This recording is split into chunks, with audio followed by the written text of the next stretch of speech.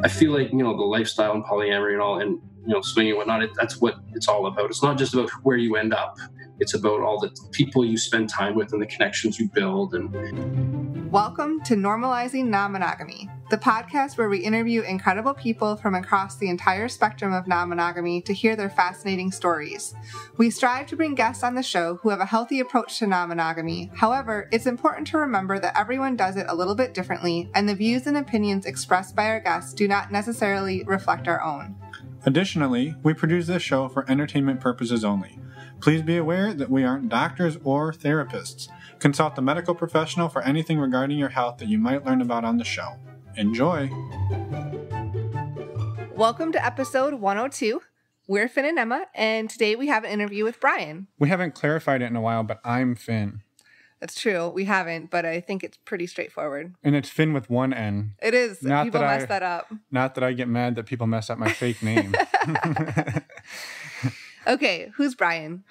Brian reached out to us a few months ago, and we got his interview going. It's awesome. Him and his wife started exploring non-monogamy a few years ago, and it really didn't go that well for him. They definitely, as he'll talk about, they had some really great times, but they also had a lot of struggles. And, we try to bring people on to kind of show both sides of this story. One quick thing to note about this is he is kind of speaking for both of them, and he addresses this. He has consent to be here from her, and he definitely tries to be very diplomatic about this and tries. It's from his opinion. It is his opinion, and he makes that very clear. Anytime that there's something where it could be misperceived as sort of bias. So we appreciate his attention to this and both of their willingness to come on and share the story. It's not necessarily an easy one, but again, thank you to both of them for doing that. Couple quick announcements. We'll be fast today.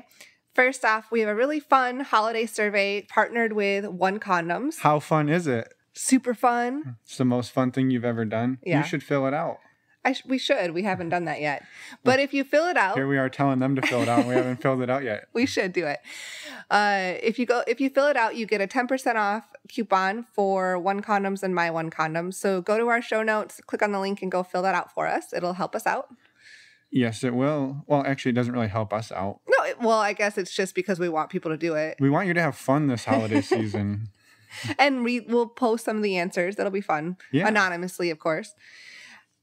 Next up, our website is normalizingnonmonogamy.com. There you can find all of the links to the show notes that I just said. And there are also photos and contact information for most of our guests if they choose to include that.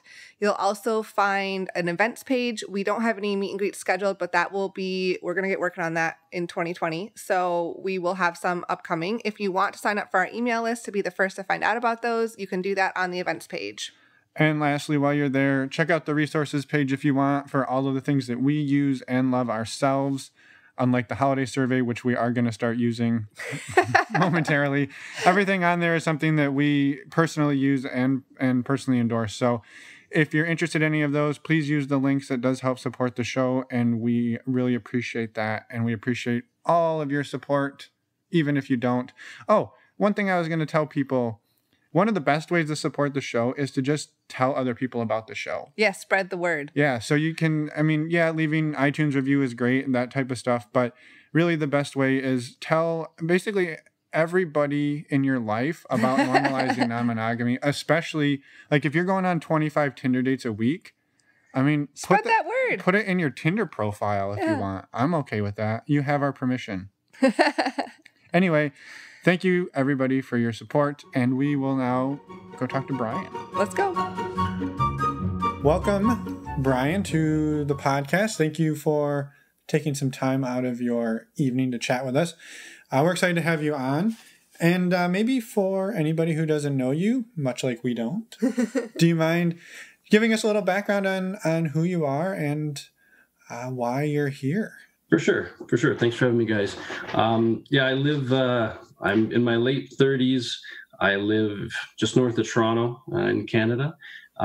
Weather's wonderful still. And I work in kind of the construction industry doing project management work and whatnot. I'm currently married. My partner's not here. This isn't really her thing, kind of talking about stuff in this kind of platform. She's in education and isn't very keen on her voice being heard and whatnot, just in case it was recognized, just because she could see potential outcomes for her work and whatnot. That said, this is very much, I have her consent to be here, but I'm sure things will come off. If she was to tell the story, it would come from a different perspective. It would be, it would be different. I'm going to do my best to kind of tell it as impartially as I can, but obviously everything's from my perspective. And yeah, we'll see how it goes. But I don't know. I'm just here because I guess we've been in and out for the past 5 years or so. We've been kind of, mostly in the lifestyle with respect to swinging and non-monogamy and polyamory and whatnot.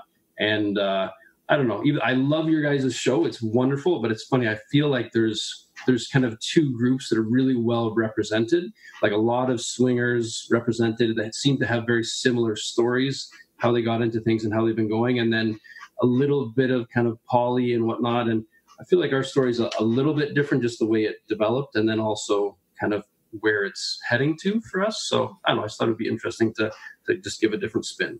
Yeah, that's awesome. Well, our show can only consist of the people who reach out to us or that are willing to come on the show. Right. So thank you for doing that. Yeah, we really appreciate it. And we're excited to hear more about it. So with all that in mind, do you mind taking us back to how the two of you got into this 5 years ago? And maybe how long have you been together at that point? Yeah, I mean, kind of, and the way we started out was kind of interesting too, because we've been together for about 14 years. When we met, I guess I was a little bit more kind of sexually adventurous, or I was always known by my friends as being a little bit more, I don't know, open-minded, I guess. Or, I mean, I used to have a butt plug on my desk as a paperweight. But anyway, so people kind of knew me as being a little bit more out there. I met her and she was much more kind of conservative. I mean, we met when we were in our mid-20s and she was still a virgin. But we dated long distance. We moved in together pretty quickly within a year or two. And I mean, we certainly had different backgrounds with respect to kind of relationships and sexuality, but, we kind of grew together and things worked out pretty well. After we'd been living together for maybe 3-4 years, I learned about the fact that, I guess in university, she'd experimented a little bit dating women. And that was something that was, I guess, of interest to her still. So, of course, we did like anybody did, 10 or 15 years ago, and we went on Craigslist. Mm-hmm. And we ended up, I mean, she found a girl that she connected well with. We ended up having her over for dinner one night. They had a nice kind of play date afterwards. I was a little bit involved towards the end. And it was kind of like just our first opportunity to kind of get out there and do other than just the two of us.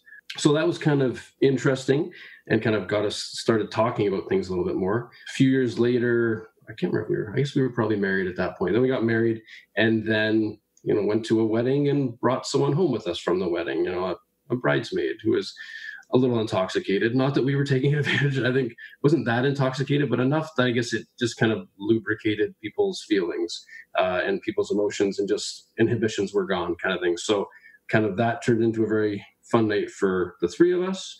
Again, kind of got the conversation going, but nothing really amounted to getting into the lifestyle from there. So it kind of that led into us having our first child, and kind of intimacy and romance and sexuality kind of just stopped for us, and tension started to build. About a year after that, I got caught on Tinder messaging with some women. And so it kind of, things just kind of blew up, right? We definitely didn't have the communication that we needed to have that year. And there was a lot of tension, a lot of dirty diapers and all those things. So we went kind of to a marriage relationship counselor just to see, where do we go from here? What does this all mean? Oh, I got caught, texting and emotionally cheating. Does that mean we're over? Like, where do we go, right? And real quick, so was the resorting to Tinder or, looking for some type of intimacy outside of that, was that sort of born out of just the struggles of that, having, going through having a new baby, right? And the intimacy that was maybe lost during that time. And I guess I can see people out there like, well, don't give them an out for cheating or whatever. And I'm not necessarily doing that. I'm just like trying to understand like where that came from, because, you know, up to that point, right, you had experimented with threesomes, and so people would look and say, well, they must have a great sex life if they're experimenting with other women and now they're having babies. And oftentimes people look in from the outside and everything looks perfect, right? But it's often not the case. For sure. I mean, we've always kind of differentiated in. I mean, I would say like for me, I think if you look at the 5 love languages, a lot of people have read that book. I'm very much the emotional, physical touch person. She's more, you know, words of affirmation and acts of service and whatnot. So we've always differentiated in kind of how we show our love and our emotions. So that's always been a bit of a tension between us. But then it's like, you know, the obligations and the excuse of having a baby just made it super, super hard. And we both just focused on nothing other than the baby. And our relationship really started to fall to the wayside.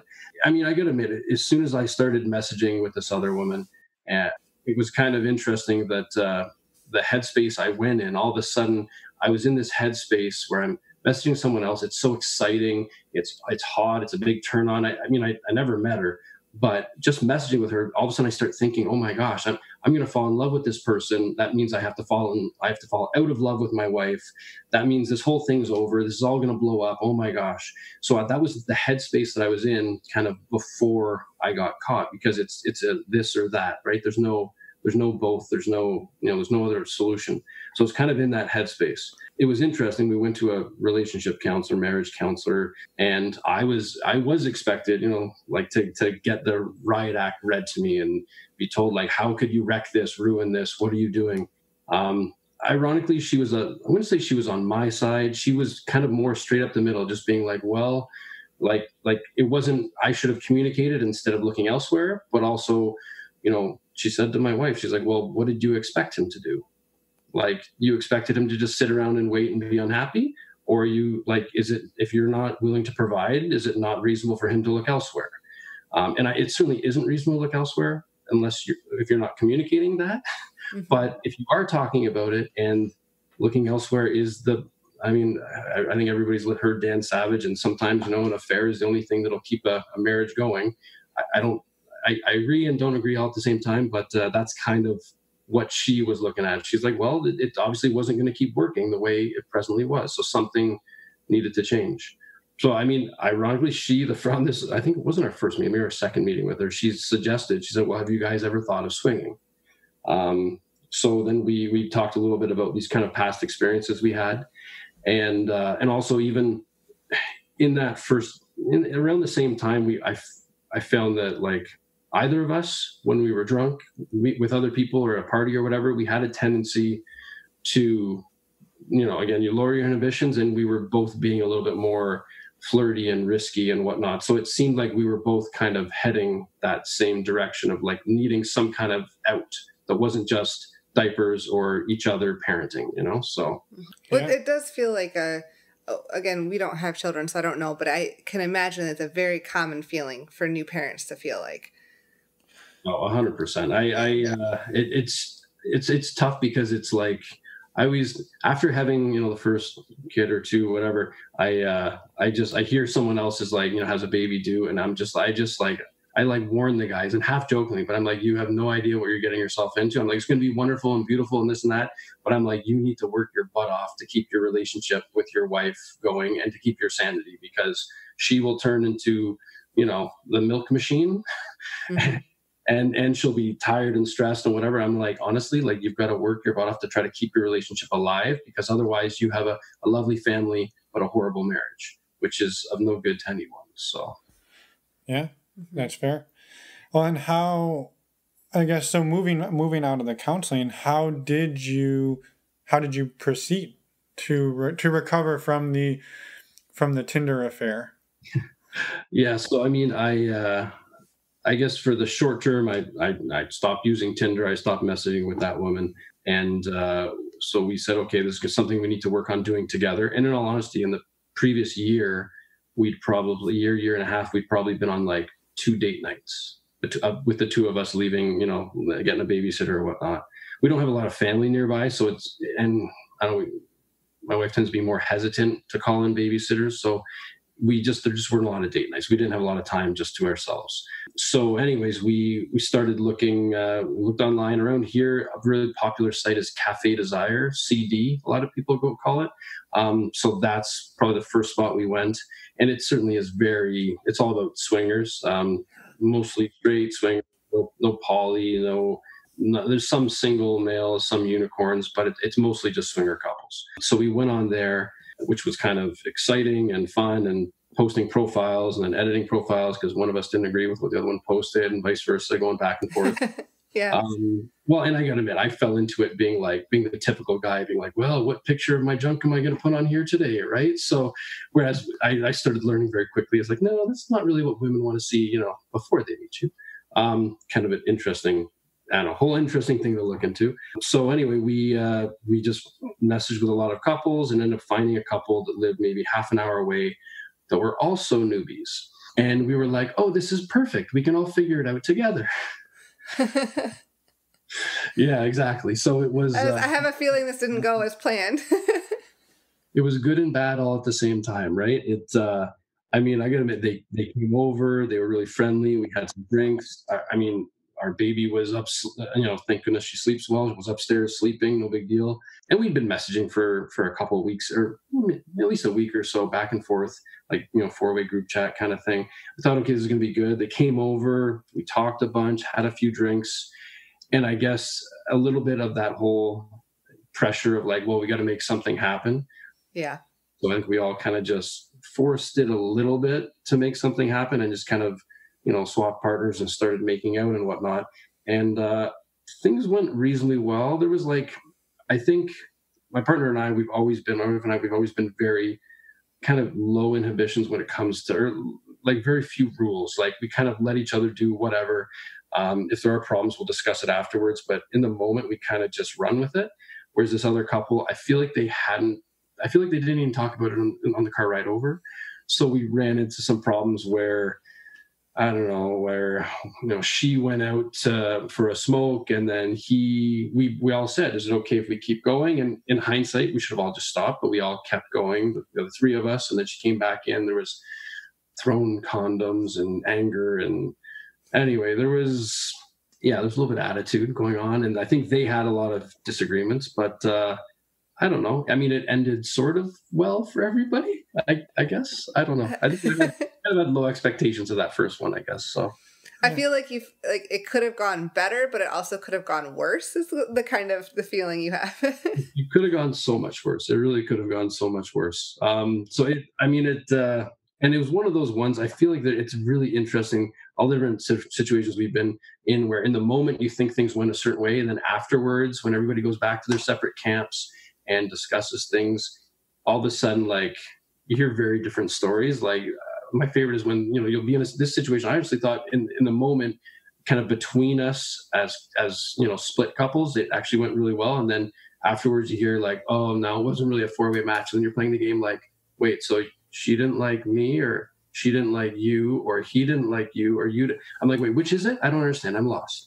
So that was the thing. We actually had that experience, and it went relatively well, a little bit of issues, but then found out that apparently the other woman wasn't really into me, apparently. So she was very into my wife, and he was very into my wife. So kind of then it was proposed, well, what if my wife goes over for a threesome? Kind of my whole way through my whole relationship has always been, I've realized if I lower my boundaries and kind of let her do her thing, eventually it will come back around to benefit me. So my way is always to just say, yep, go ahead, do it, try it, see what happens, be safe, whatnot, but just run with it. And so anyway, that was kind of the next week. She went over to their place for a threesome, and again, it ended the same way this one ended, with miscommunication on the other couple's part. So that was the last time any of us saw that couple. Right. It kind of initiated us into this whole thing, for sure.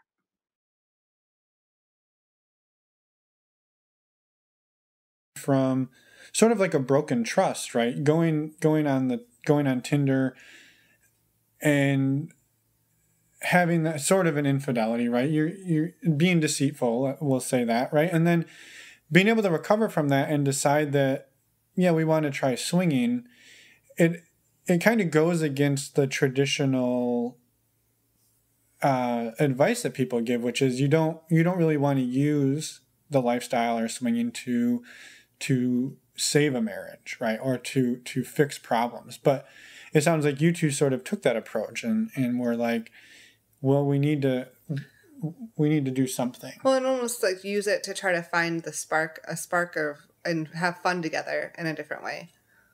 Exactly. I mean, it's funny that first year. So we pretty much were swinging for 2 years, let's say. And over that first year, I think we had a babysitter like every other week, we did something together socially with another couple or someone else, every other week, every third week. We had never had more babysitters, ever. Like it was just, at least it kept us busy. We were also both, entertained. Like we were on our phones, texting, group messages, all these different things. There was so much going on. Like life kind of felt like, it was certainly exciting. It felt like a bit of a whirlwind, and it gave us something to talk about other than poopy diapers. Right. Like really brought us together. Not to say it brought our attention away from our child in a bad way, because they only need so much. They do sleep every once in a while, so they only need so much care. So it gave us something to focus on, gave us something to work together on. And I got to admit, like I was always the one who would want a higher level of intimacy, more frequency and whatnot between the two of us. And that was happening a little bit as, part of the lead up to things, aftermath of things. Like it did increase like our kind of communal sexuality, even when it was just the two of us. So for me, I saw it as having lots of benefits. And again, I kind of, to some degree, got us into this whole thing by looking elsewhere. I've always felt like I need to kind of shut up and take a back seat and let her run with certain things just so that she's comfortable with it. And then we kind of take that next step. But I mean, we went from, we went full swap on our first night. We kind of talked about it, and to us, it just didn't seem like there was any need to avoid it. Like we were, I don't know, like we just kind of both wrapped our heads around it pretty quickly and easily. So we just kind of went for that and didn't have any big problems with it. But I don't know. Yeah, I mean, it kind of answers a little bit of a question that I was going to ask, which was, did it initially bring you two closer together in that first year? And it sounds like you were making more time for dates and spending time together, even if there were other people there at times. It was still time for you two to reconnect over something other than your baby. Oh, for sure. And I laugh. There's that first year, both of us on our phones, there's got to be like, there's photo album after photo album after photo album. Not much of me, of course, because, guys, we're just not always that flattering, nude or semi-nude, but like pictures of her, in this lingerie and that lingerie and this pose, like just all sorts of like, because that was part of the lead up to each time. That was fun.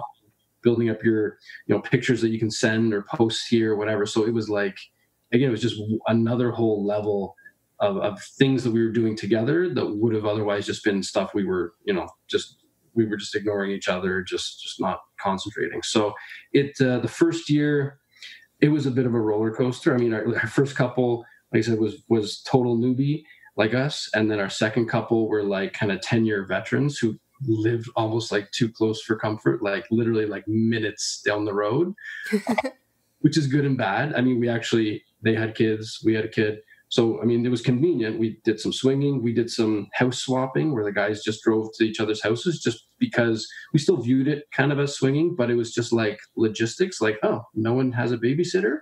No problem. Let's just drive. And no word of a lie. Like it was even kind of funny and comical, like where, we'd like high five in the driveway, the two guys. Anyway, it was kind of entertaining, but, and even same thing, like my wife and the other woman were kind of in similar lines of work. Myself and the guy were in similar lines of work. There was just so many similarities. We saw them quite a few times, and they kind of also introduced us to the club scene a little bit. Not that ended up being something we kind of really stuck with, but we kind of went from newbies to veterans and kind of saw the whole kind of gamut in between, right? So, and so how did it progress from there? Like where did it go? So we did swing. We were swinging for about 2 years.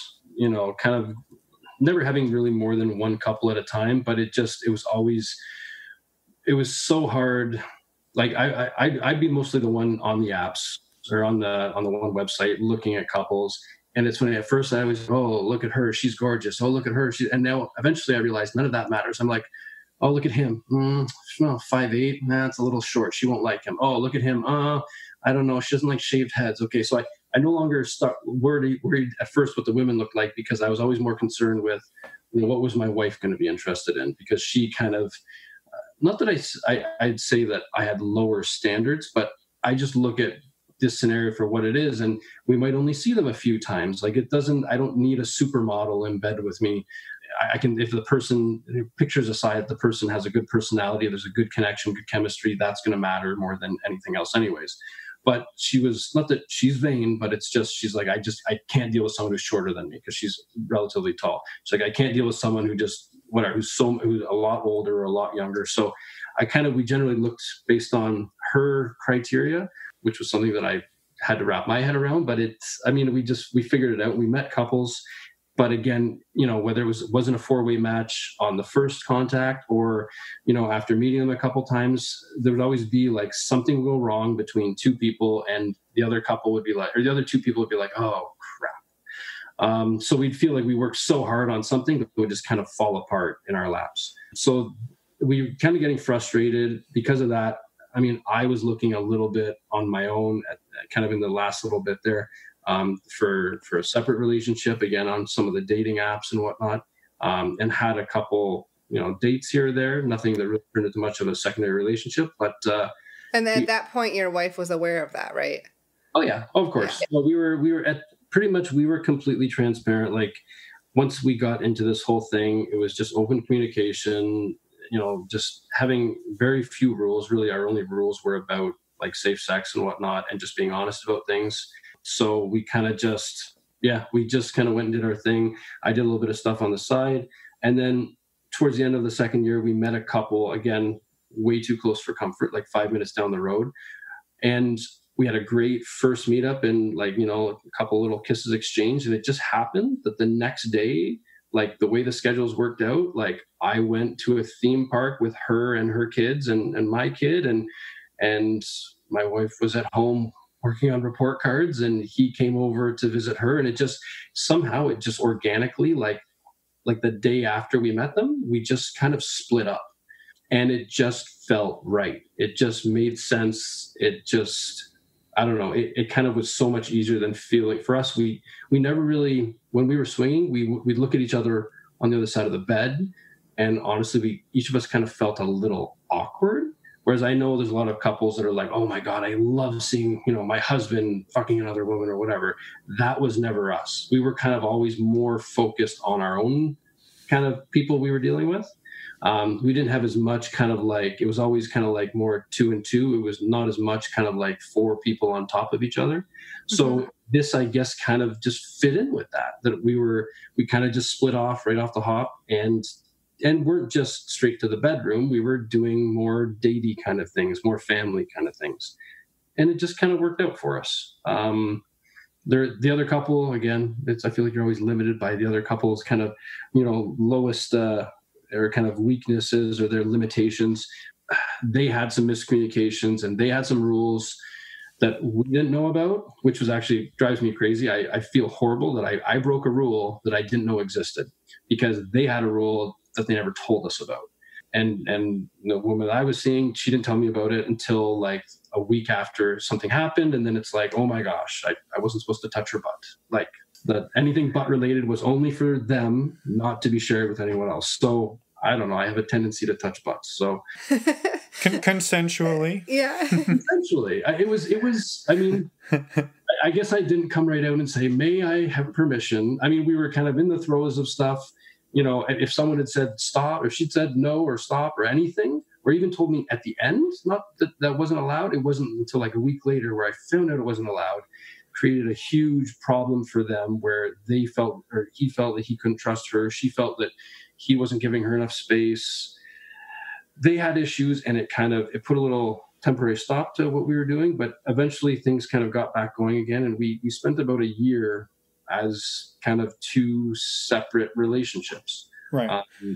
And it was so that kind of threw us right, even though they would never admit that they were being polyamorous. We're like, sure, of course you're not. Of course you're not. But I mean, because that word scared them, because they were more from a swinging background. For us, we're like, well, that's what it is. Like each of us fell in love with each of those partners. We shared family time together, all sorts of time together. I talked to my girlfriend every day.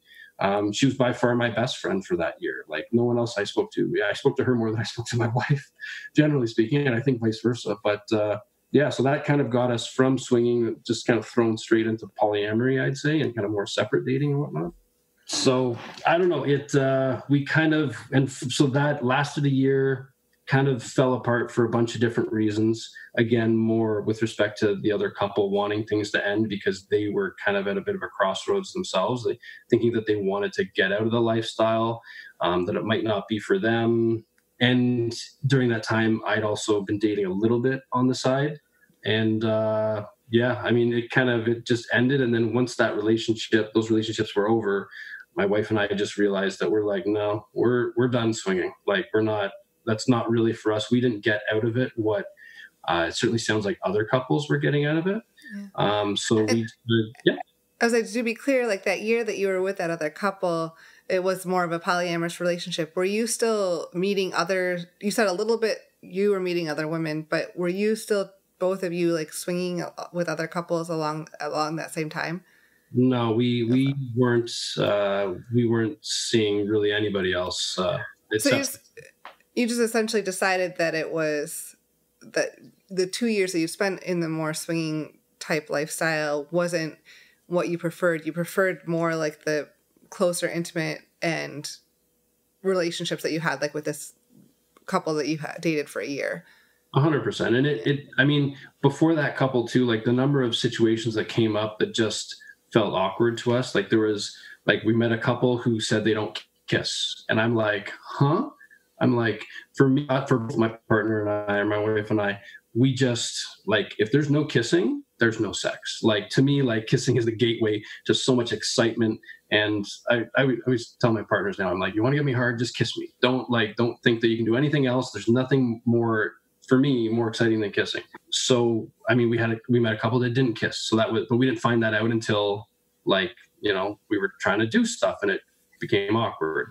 Another couple where obviously the wife wasn't into it, but she was going along with it for the partner, for the husband. But again, you don't find that out until you look down and someone's got a super frightened face looking back at you. And I'm like, oh, okay, let's stop this right now. So we had a bunch of situations that just led us to believe that especially because the whole kind of compersion, seeing your partner getting off, that didn't really do anything for either of us. With that not being part in the mix, all these other awkward scenarios that were developing from time to time felt like they were really taking away from our experience, right? And the longevity of some of these relationships, things just didn't last. It felt like we were starting over every few months, Right. I have one quick clarification because I got hung up on it. So you weren't allowed to touch this other woman's butt at all?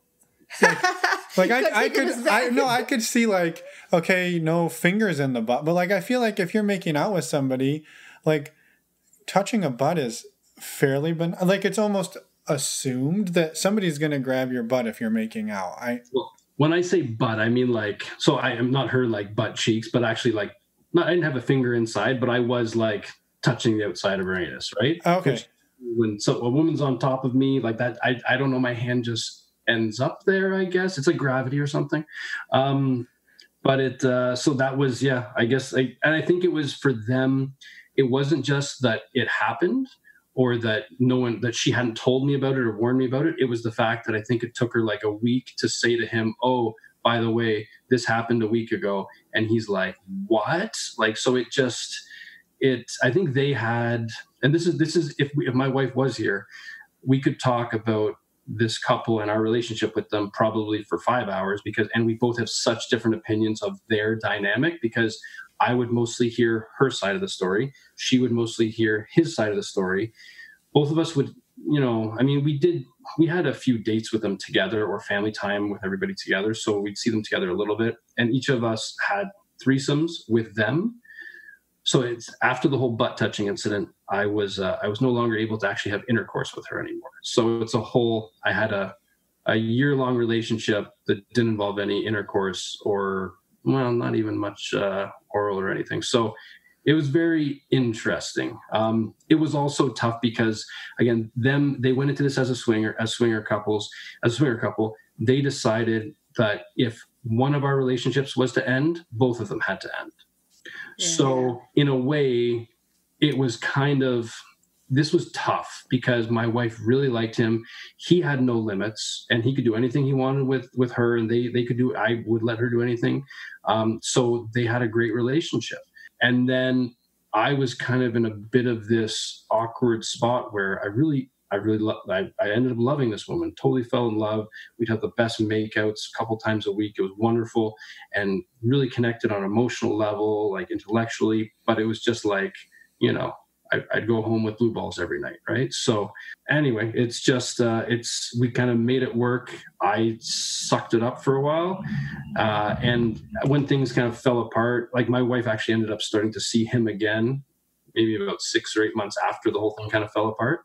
And I was okay with that. At that point, they had decided that it didn't all have to work together. They could have separate things too. So yeah, it was complicated, to say the least. So even though I felt like we had these separate relationships, they were still kind of like tied together a little bit, because they really came only from ever having a swinging kind of background. So right. It was two couples dating each other, not a couple dating like two separate people that weren't involved with each other. It exactly. adds to the dynamic. Exactly. It was interesting. So the only time I was allowed to sleep with my girlfriend was when her husband was there in a threesome with us. So anyway, we made it work. We really did make it work. But that was also part of the reason why I was still looking separately, because at that point, intimacy with my wife was starting to wane a little bit again. Like she and I were spending a little bit, like we didn't, I don't know, because we kind of had separate things going on. We found that we weren't spending as much time together. That lead up to or follow up after situations wasn't as significant because we weren't doing things together, or our timelines were off. It was really easy for babysitters because one of us one of us would always be home. The other one would go out. So it's simple that way. We didn't ever have to have babysitters again. But it's, like I said, it got complicated. So I wasn't getting everything I needed. So I was looking elsewhere for other secondary relationships. And I told the other couple that I was dating, and they knew that. I guess when things fell apart was because, I told them I was dating, but I didn't, I told them after I'd seen someone a couple times that I said, I've seen this woman a few times and we slept together. And it was a big deal that they kind of expected me to ask permission to sleep with someone separately, which is ironic because I wasn't even sleeping with his wife on this. Anyway, so before I slept with her again, I said, I dated someone. I met her, or I met with someone, we slept together. But this was between, nothing had happened with this couple since then. And so that's kind of why things fell apart. Because they felt like I wasn't being as honest and upfront with them as I should be. About as things were developing. But like I said, it was a very complicated situation with a lot of rules kind of on me and no rules on anybody else. But anyway, lots of fun. It sounds like a long learning experience though too. Like you look back and you're like, wow, that was complicated, but I learned this and this and this. And I'm sure your wife learned a whole bunch of stuff too that you're maybe approaching relationships a little different now. For sure. And I'd say that was also the first time that I kind of decided that I mean, typical monogamous world is, it's all about a destination, right? I always say you're trying to find who you're going to end up getting buried with, right? Like that's like the whole goal of life. So whereas I feel like this was one of those situations that even though things kind of fell apart, it lasted a year. It wasn't perfect for that year, but I mean, I built an amazing connection. She was a beautiful woman. We had so much fun, so much connection. I had a lot of life that year. I'm like, I still, that was a wonderful year of my life that I never would have I never would have not had. I would have loved for it to gone a little bit differently, with more bum touching, but consensual bum touching in the future. Exactly. So yeah, but it's, again, I still look at it that I'm like, that was an amazing experience. It was a year of my life that I wouldn't give back. And so that was kind of the first time I kind of realized that it's not just about who you end up with. It's about the people you spend time with over the course of your life. And I feel like, the lifestyle and polyamory and all, and, swinging and whatnot, that's what it's all about. It's not just about where you end up. It's about all the people you spend time with and the connections you build. And so, I mean, I kind of took that mentality and kind of just whatever, went forward with it. And yeah. Well, so moving forward, did you and your wife then continue, or have you continued to then develop sort of more polyamorous dynamics? Yeah. So pretty much since then, I mean, I'd say so in the past 2 years or so. I mean, my wife's had maybe like 3 or 4 pretty serious relationships. She generally tends to kind of focus on one person at a time. I'm kind of the same way. I find, again, there's a very different dynamic when you're a man looking for, a secondary partner, when you're a woman looking for a secondary partner. I always say like we both have problems, but they're just very different, right? Like I go online and that's the other thing that's developed. I've had so many different angles on a profile. Like, do I be honest? And, if I'm honest, I'll get very few matches. If I'm a little bit, not shady, but if I'm just not as upfront with my situation, I match more women. But then within 5 minutes of giving them 5 minutes of messaging and giving them my honest situation, I just disappear, right? I just get deleted. So with men, I feel like if you're looking on the typical Tinder, Bumble, whatever, the typical dating apps, that's not what most of the people out there are looking for, right? Even people looking for hookups are not as excited to hook up with someone who's married, someone who's got kids, someone who's got that situation. Whereas she has a very opposite scenario. It's like every single she had a profile without her face, with just very minimal, information about, open-minded, interested in connections. And it's literally every right swipe for her is a match. So she's got the opposite situation that there's all these men, and 90% of them are douchebags that don't actually care about a connection, don't care about building something that actually has potential to last more than 1 or 2 nights. So we each have different frustrations, and we kind of go through them. But I feel like I'd rather be in her situation. She feels like she'd rather be in my situation. But anyway, that's how it always is. Yeah, the grass is always greener, right? Always greener. So anyway, I mean, I've had a number of different relationships.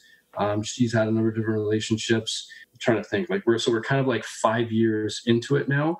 I mean, we had another child along the way, because things for a little while got better for us. And then after that next child, again, we kind of hit that dip again, even though we still had secondary relationships going on. Our relationship kind of dipped again with, more intensity, more time and energy spent on the children and whatnot. So, I mean, we tried our best again to kind of, encourage each other, just to again, look at our outside relationships. Each of us was finding we were getting better connections and more of what we needed from our outside relationships. And we were kind of just, from my perspective, at least, again, there's, her perspective will be different. My perspective was always that I was having a roommate kind of at home. In all honesty, the sex between us started to be difficult because I feel like, she went from being a virgin and only sleeping with me for about a decade to, almost a decade, to being with all these different men and, different experiences and whatnot, and kind of starting fresh, more from an even playing field. So I think she was building really good connections, and she was able to experience intimacy in a way that that developed differently than the way ours developed. So because of that, I think, she was drifting away from wanting to have sex with me even as much as we were having sex. So kind of over the past year or so, like, it's just very almost non-existent, or when it was there, it wasn't, like, it felt forced for both of us. So neither of us was really into it anymore, up until the point about 6 months ago, I just honestly said, I'm like, honestly, like, neither of us is really into this anymore. Let's keep taking care of our kids. Let's, pay the bills together. Let's do whatever we do. But I think each of us is much more interested in spending quality time with our secondary partners. So that's we stopped having sex with each other 6 months ago, and we started sleeping in separate bedrooms in the house about 3 months ago. And we are technically separated, on our way to getting divorced at some point in the next year, I'd assume. But I don't know. It certainly isn't as a result of, the lifestyle, swinging, non-monogamy. I'd actually say if it wasn't for non-monogamy, we probably would have been in this position 4 years ago and have one less child. I think it was something that forced us to connect more, or gave us a lot of opportunities to connect in a way that we'd stopped connecting. It forced us to communicate more in a way that we'd stopped communicating. So it gave us a little bit of a jump start.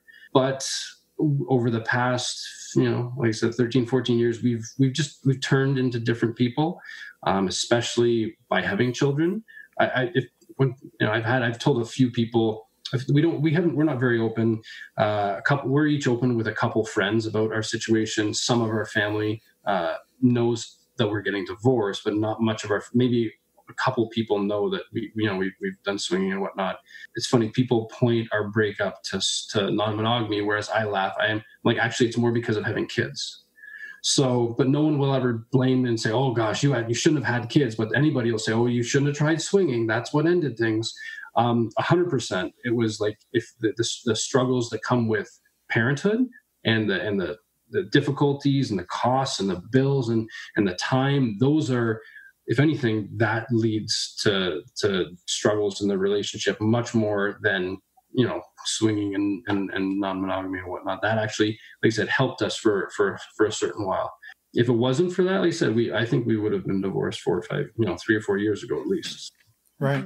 Well, and I'm curious along those same lines then, have you two, even to this point, been like very supportive of each other in this journey, right? Because it seems like since that couple where you kind of fell into the polyamory, it seems like you were both sort of on your own paths, right? Very, very much on your own paths. But I mean, through that point, were you still like connected and supportive of each other, or was it very much like she's doing her thing, I'm doing my thing, and it's been like that since that point?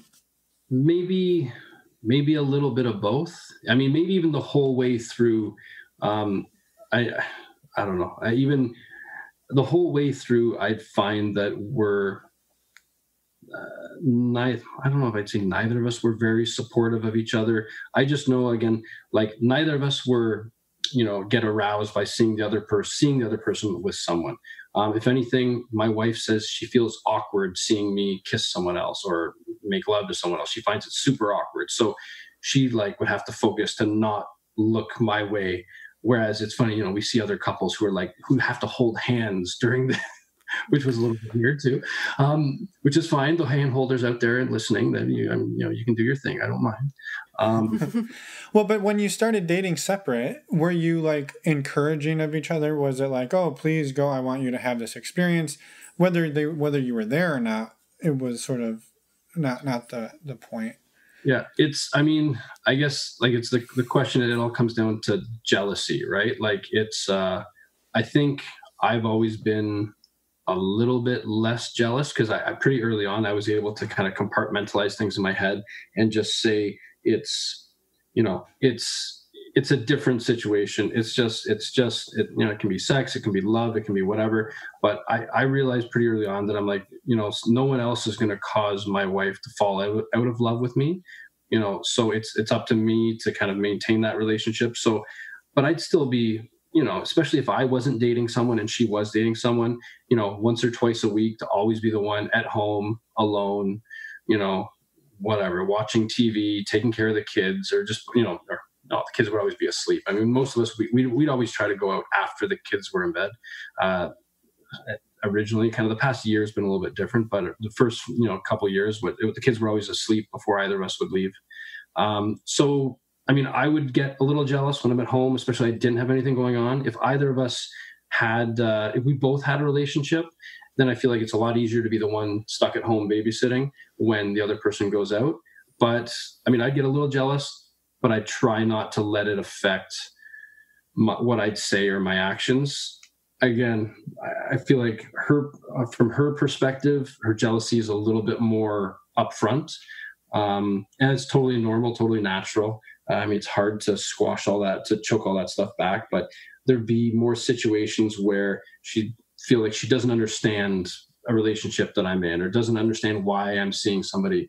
Or a lot of times, you get stood up by somebody, and if it's someone I was very interested in meeting, had good connections over the phone, you know what, I'd give them a second chance. I'd go and, try to go on a second date. Whereas, she has the opportunity to, if someone stands her up, screw them. She's not going to meet up with them again. So she'd be like, I don't understand why you're giving that person a chance. Why are you so desperate? I'm like, again, being a guy in this situation versus being a woman in the situation, it's not desperation. It's just numbers. It's just logistics. And I'll give people the benefit of the doubt to meet them and see where it goes. So we're supportive of each other, that we've always given each other time and opportunity.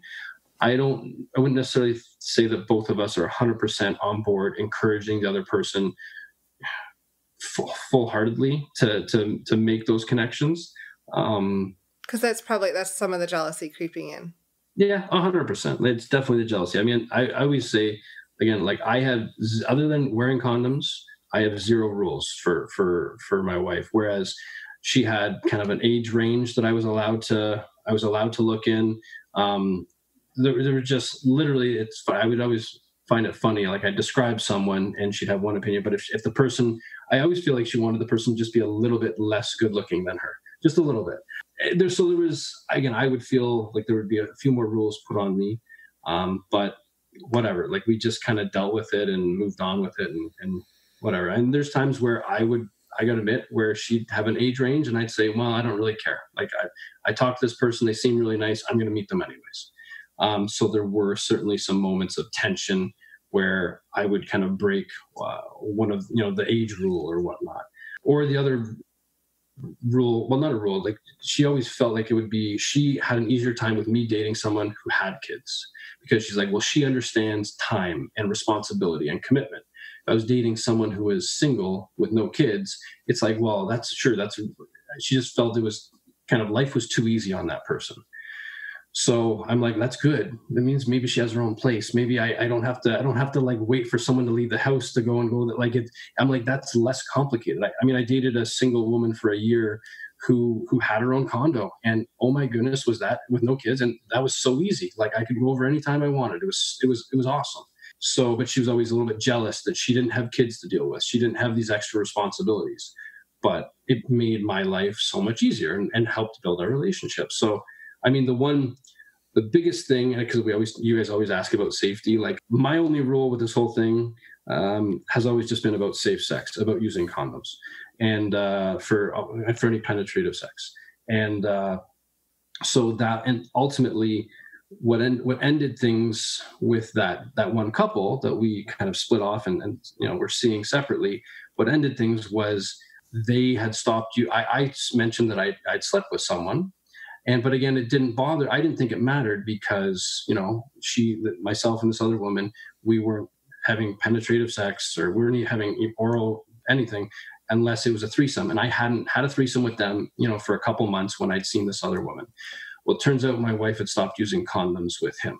So in their eyes, it was a big deal because even though I used condoms with this other woman, I didn't use condoms with my wife, and my wife didn't use condoms with that guy. So that was what kind of this whole thing blew up, that I dated someone else or slept with someone else, and then my wife was using and again, apparently this was going on for a few months, and I hadn't heard anything about it. Yeah, so you didn't know?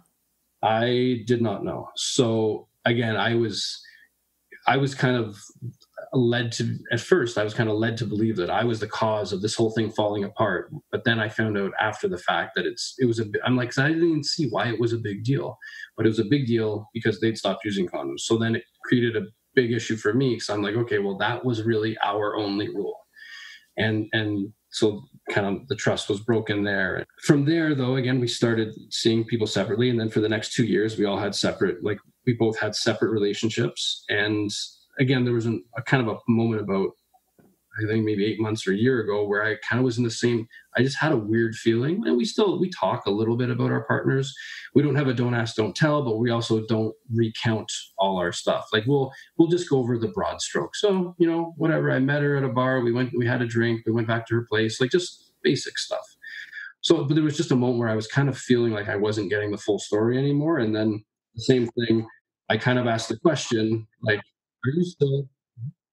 I'm like, are you still using condoms? Are you still being safe? And she was seeing 2 people at that point, and the same thing. Eventually the answer comes out, no, I stopped using condoms with both. And I'm like, it frustrates me, because honestly, I have never, even though I had many opportunities where I'd love to just throw that rubber away and just say it's inconvenient, it's, whatever. It was always a rule, and I never broke that. I mean, maybe once a condom broke, but I never broke the rule. But so that was, again, kind of something that came up between us, where it was like, it felt like she would do anything to please these men, but we didn't have the same level of honesty and trust that I thought we had. So that was one of the big moment of like, okay, well, we're going to start using condoms until you get tested, and I know everything's free and clear. So, I mean, we went through that. It was like a big kind of pause for us and a big frustration. But then everyone kind of went back to kind of, business as usual after that. So. Well, and to be fair, you've said multiple times, like, this is your side of the story. Like, your wife probably has her reasons why she might have done those things, and that's fair that she has those reasons. But you're the one here talking, so that's from your perspective, and I can totally see how that was a breach of trust, right? Like, she broke your one rule, and that you had to figure out how to navigate that. Yeah, and I gotta admit, it's, again, finding out things afterwards. It's like, each of these people had been tested, but not like the day before or not like the week before they stopped using condoms. Like, they were tested previously. There've been other partners in between. Like, it wasn't as clear cut, right? Like, I just started seeing someone 2 weeks ago, and I went tested last week. She's getting tested this week. And if everything's free and clear, next week we're going to stop using condoms. And it's just, I don't know if we're going to be monogamous. Anyway, we'll figure out how it works out. But I mean, I'm only fluid bonding with one person. But again, that's kind of like something that's out there and open, and that's what we've talked about, right? So it's just, my thing is, it's got to be out there. You have to talk about it. You can't just like forget to use them one time and then just be like, oh, well, it doesn't matter anymore, and not, have the communication kind of going through everybody who's involved, right? So yeah, it does go. It comes down to the communication and being upfront and honest about it, and upfront from the beginning too, not after the fact. Yeah, no, for sure. I'm kind of curious. Like, maybe, do you kind of think so? It sounds like your plan is to cohabitate and raise your kids.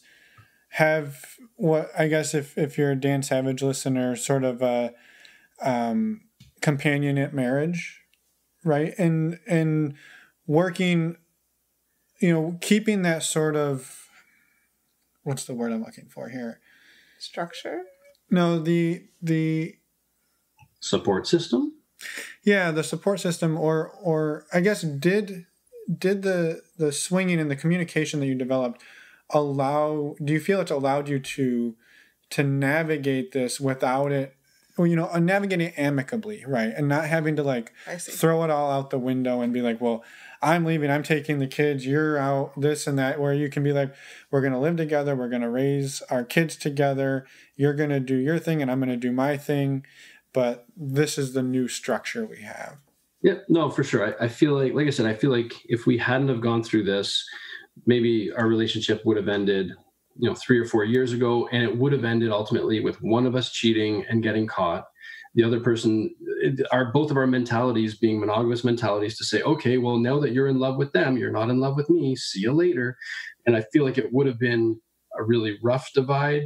And it, like, whereas I feel like now it's a much more slow, kind of drawn out, methodical kind of situation.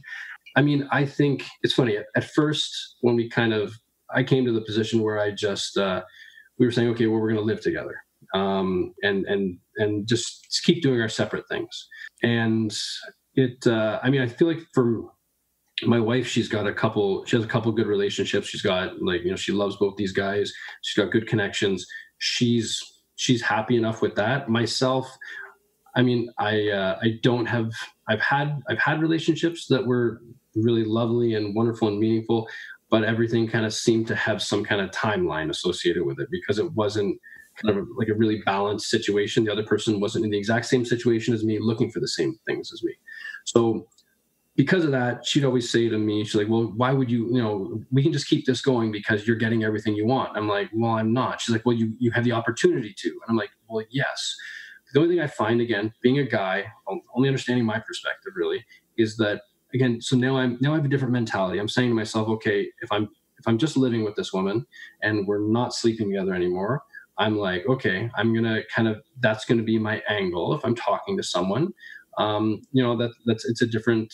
I'm not a married man. I'm still married, but I'm like, well, I'm co-parenting because I'd seen some profiles on like OkCupid and stuff that women were like, co-parenting with their ex or whatnot. I said, okay, I'm going to take that angle. And honestly, like, still, whether I was co-parenting, whether I was happily married, whether I was, it didn't matter. Like women, it seemed, they always think the exact same thing. You're either divorced or single, or widowed, or everything else, married, cheating, whatever, right? So I kind of went from being like, okay, we can live together for a while and see how it goes. All of a sudden I said to myself, okay, if we're going to live together even for a little while, we need to be legally divorced, because that, even saying you're separated, women are like, yeah, sure, you're separated. And I get it, because there's a lot of men out there probably lying about being separated. And that's the one thing I can't get over is women, even women who are monogamous, who I meet and I go on dates with, they're blown away with how honest I am, because I feel like this whole situation we're in breeds honesty. Like, dishonesty doesn't go far. You can't build a relationship on that. But it seems like there's a lot of people out there, or a lot of men out there who are just lying, who are married, but are cheating, but they're cheating on two people now. They're cheating on the single woman that they're dating, and they're cheating on their wife at home. There's a lot of that. And I've certainly, although I messaged one woman, it didn't go that far, right? So it certainly would have, I guess, eventually. But so that was my thing. I realized that being a separated man, being a co-parenting, still I was getting the same. I wasn't able to date the women that I was interested in dating.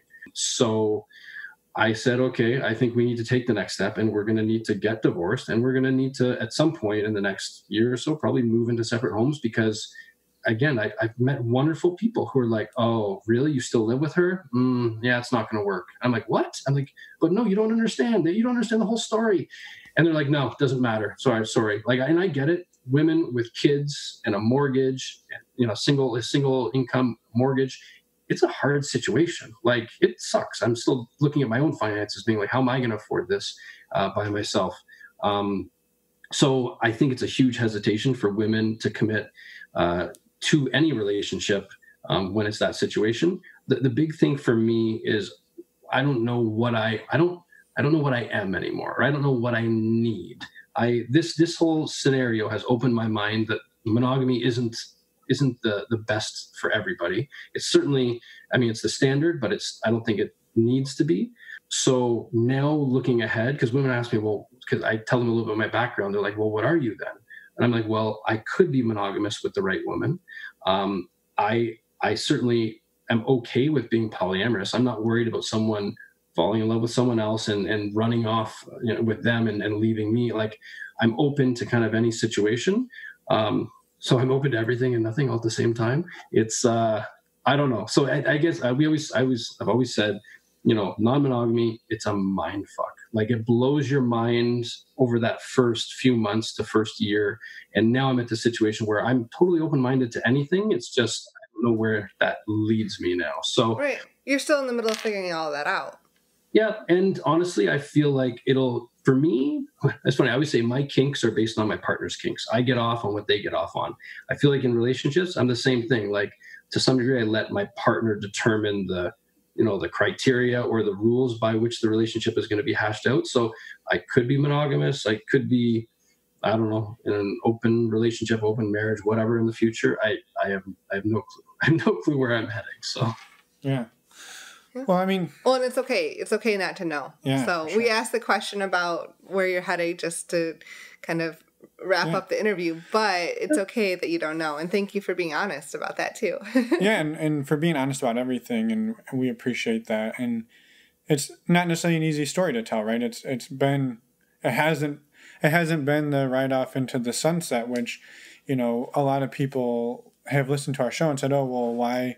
Can you tell some stories where it doesn't necessarily work out? And they're not easy stories to tell, but we appreciate that. And the other thing, I feel like it's such a bummer, right? That not what's... Are you going back to the asshole? No. You're a little obsessed, eh? Yeah, no. So what I find sucks is that, right, you potentially, like, if you were able to meet women who were okay with your situation, you and your wife would be able to work out a way in which you were to live together and cohabitate and co-parent your kids. And sure, they would probably know that it wasn't just like everybody else's living situation, but they would have you both in the house, and they would have relatively a normal, not that there is such a thing, but they would have a fairly normal looking situation. But because it's so unaccepted and unacceptable to people, you have to get divorced and move into a different house and create the normal we broke up situation. And I just think that sucks. Mm-hmm. And I know I use the word normal a lot for things that there shouldn't be a normal, but like, because every family is different, right? But people expect if you're broken up with somebody, you have to do everything under the sun and sever every connection that exists. And I think that a lot of times hate the other person. Yeah, and that's just, to me, that's just shitty, right? That you two would probably be cool, like living together, co-parenting, but you're not able to make that work because it limits your ability to go out and find other partners, which is something that you should be able to do as a single person. So No, you're bang on. It's funny. That was one of the frustrations, one of the things that we looked at, and we used to talk about a lot in our first little bit, just being like it just, where it could have gone so quickly, being like, oh, he's messaging someone else, we're going to break up, we're going to do the right thing and split our family and split our marriage. And, that's what society, wants. Right. And I got to admit, it's funny. At my work, I talk to people and I look around, there's so many second and third marriages, a couple, not too many thirds, but there's so many second marriages and people I talk to. And it's funny, everyone's so open and upfront and honest about, their second marriage, how things went, because it's so the norm these days. That is becoming the norm more than anything else, is that, the first kick of the can doesn't always work. And we don't have any good acceptable exit strategy other than divorce. The only thing for me in this situation is I found that I would always, because I was never the one in charge of intimacy or who determined when the intimacy happened. So I was always on my game, trying to suck up and trying to be as positive and as accommodating and all those things as much as I could. But then, and things would just kind of be handed to me when it worked out. But what I realized was, once I kind of said to myself, you know what, this isn't working out and that's not a part of our relationship that's really successful, and I was kind of moving away from that, I realized that I stopped making a lot of other accommodations in our relationship, even as kind of roommates or co-parents. So I'm not 100% sure, even if I was getting dates left, right, and center as a separated, co-parenting man. I still don't know how long we would stay living together, because I feel like that the friction, once you stop trying, like once you realize that there's certain, like once you change your relationship and you stop trying in a certain way, you stop trying in a lot of ways. Like there's situations where I used to bend over backwards, and now I'm like, meh, I'm not really going to try on that. So I'm not an asshole, but I got to admit, I have asshole moments where in hindsight I look back and I'm like, okay, I could have been more flexible. I could have been more accommodating. I could have been more easygoing. And I'm talking just like in the past 6 months since we stopped sleeping together. So I don't know. I love your angle, and I wish if at least maybe things would be different. Maybe it wouldn't matter. Maybe we'd work it out. I think it's the fact that both of us sees kind of an end in sight to us living together, that I think we're both not trying as hard as we used to. Certainly not trying as hard as we do in our new relationships, where we still buy flowers and write sweet love cards and all those other wonderful things. But anyway, it's been interesting, and it's kind of, I guess we're to some degree becoming a statistic, but I mean, we're certainly on really good terms with respect to our children. We're always, I would say, I don't put my kids first, but I make sure they're very well taken care of. So we're going to make sure our kids are well taken care of, and we're going to have proper shared custody and whatever. Who knows what I don't know what her plans are. She has one boyfriend she's seeing right now. I don't know if they've talked about being monogamous. I don't know if they are monogamous or not. I don't know what their story is precisely, because I think it's changed a little bit recently. But I don't know. We're both kind of like moving on with our our romantic lives, and then kind of just getting this sorted out as time sees fit. Living right. Relations. Yeah. Well, I mean, thanks again for the honesty, right? That it maybe I was wrong, right? That maybe it wouldn't have worked out, and who knows, right? You can't predict that. We can't say. But I think we definitely appreciate you sharing what's not necessarily an easy story to tell, and thank you for being willing to do that. And please let your wife know that we appreciate her willingness to allow you to share the story, even if it is slightly skewed in your favor. We still give her the benefit of the doubt. I'm certainly no saint. I know I'm no saint, but I try my best, and we've like I said, we've had quite a go of things, and at the end of the day, I think it's also, like I said, my whole perspective just on life. Life's not the destination. It's not just trying to find someone to get buried next to. It's about the people you're with, the time you spend with them, the quality time and whatnot. So I just look at it that, I've just got more time, and I don't know, we'll just see where it all ends up. But I got to make sure, even though we're getting along, I still got to give you a blooper, right? Let's do it. Please. Yeah. But there have been a few kind of different ones along the way, but I got to admit, one of my favorites was the second couple that we met. After we'd seen them a few times, whenever we're messaging back and forth, and I everything's good, everything's fun. We're going to see them again in a few days or whatnot. And of course, I get out of the shower and I look down and I'm like, wait a second. I'm like, a little bit of a red bump down there. And so I'm like, that's kind of weird, right at the base of my penis. I'm like, I've never seen that before. And anyway, I ended up going to a walk-in clinic, and this lady looks at it, and the doctor, and she's like, I think you have herpes. And I'm like, sorry, pardon, what? She's like, yeah, I think you have herpes. And I'm like, oh, okay. She's like, have you had any new sexual partners lately? And I'm like, of course she asked me that now. I'm like, yes, a couple in the past few months. And she's like, yes, it's definitely herpes. And I'm like, okay, great. So then she's like, just to confirm, I need to do a test. So she's like, I need to squeeze. And it's like little red, like blister, pimple looking thing, whatever, white and red, whatever. She goes and she squeezes it because she's like, I have to get some serum out, some liquid. Ooh. So she squeezes this thing, with all her might, and it oozes a little bit of clear liquid. She picks it up on a cotton swab, puts it in a little test thing, sends me on my way.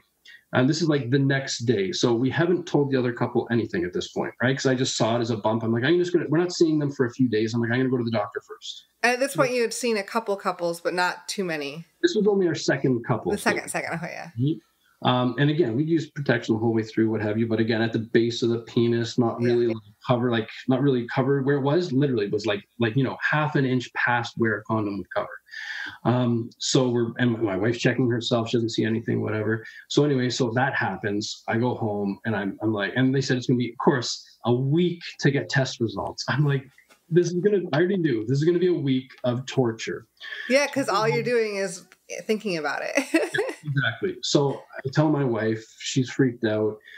And then we're like, well, we have to tell this other couple. So we message them. And they're like, oh my God, everyone's freaking out. They're like, I can't believe this. We're never swinging again. Da, da, da, da. And this is like the veteran couple, been doing it 10 years, what have you.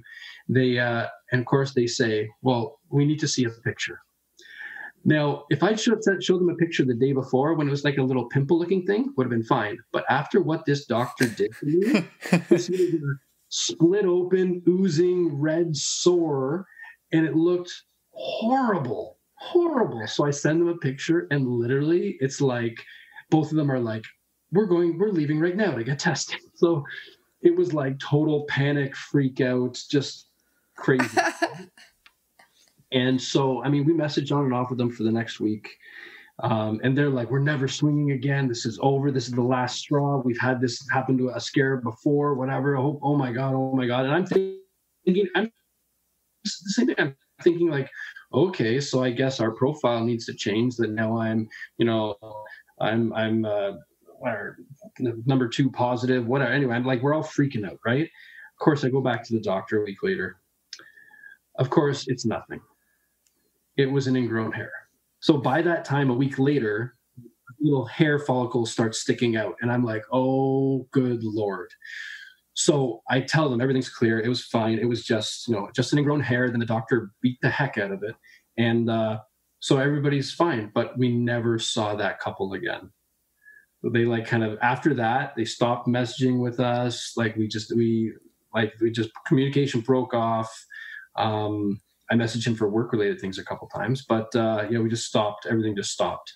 Was this the couple that lived pretty close that you had said earlier that you, Yeah, it lived 2 minutes away. So it was like the ultra convenient, like just so many things worked. And I feel like that was kind of like just threw everything sideways. And even after that, we met another couple that was chatting with us. We were going to meet up with them, and they canceled on us at the last minute. We found out that they actually knew this couple.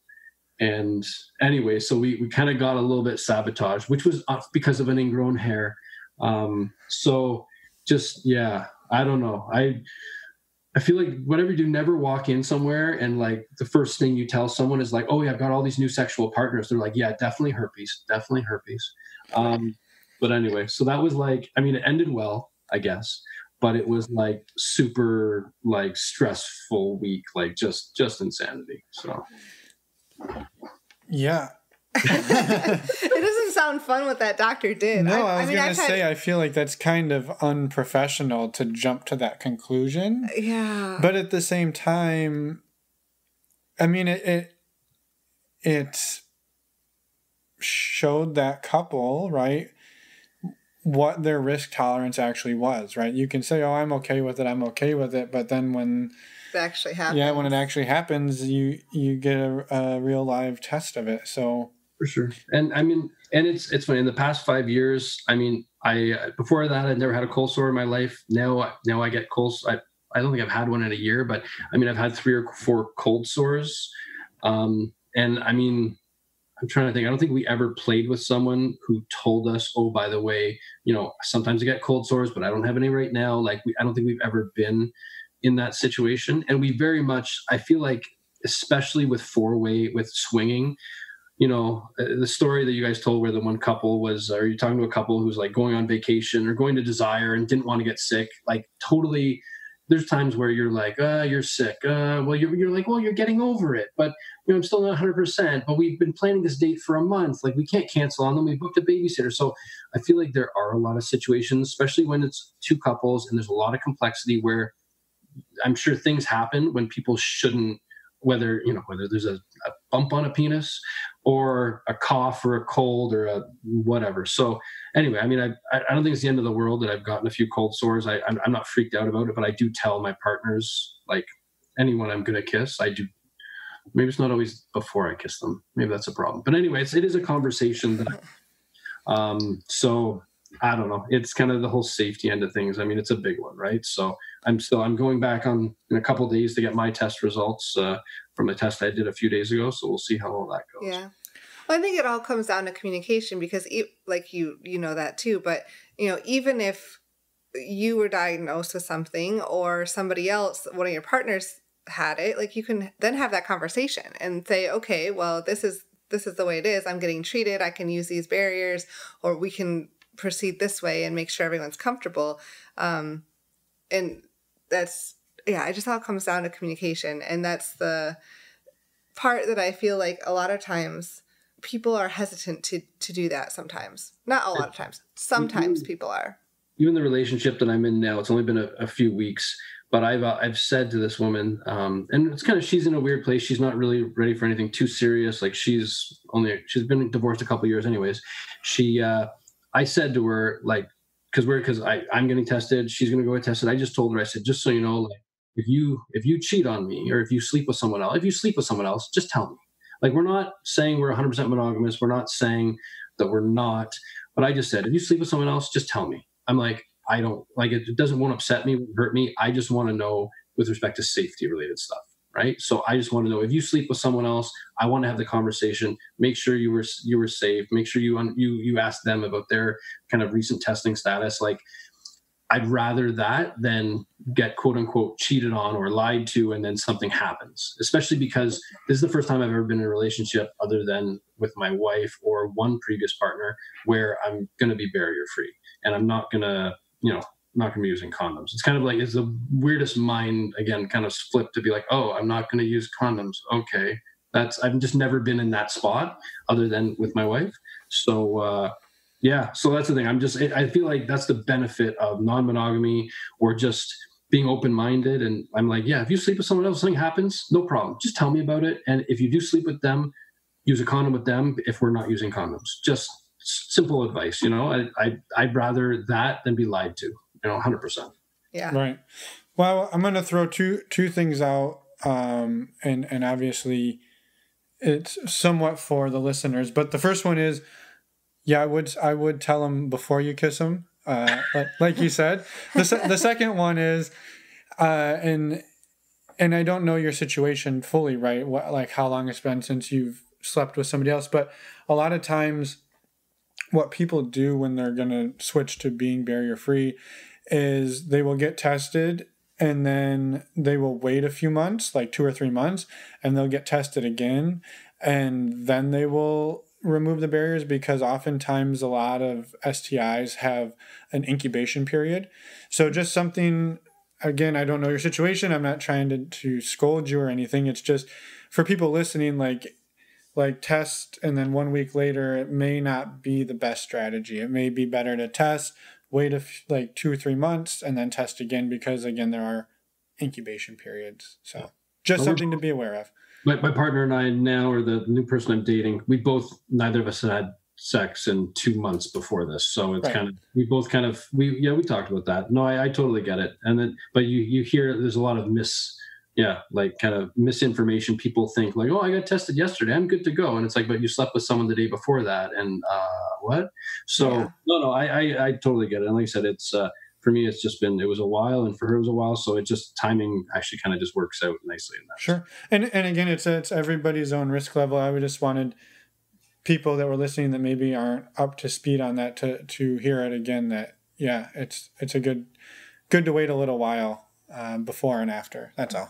So bravo. Well, appreciate all your honesty, and the blooper brought up a really good topic, so we appreciate that as well. Thanks for the blooper too. So thank you for that, and we'll let you get on with your evening. And sorry for keeping you up late on a weeknight, but thank you so much for reaching out and sharing a story that is sometimes hard to tell, I'm sure.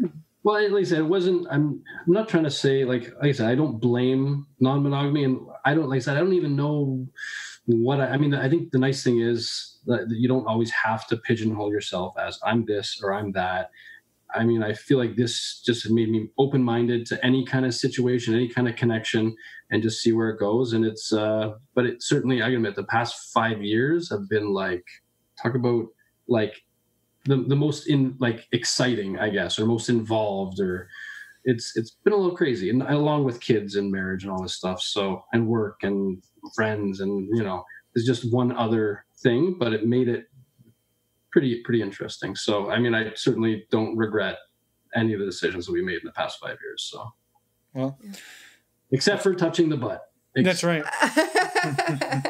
The butt.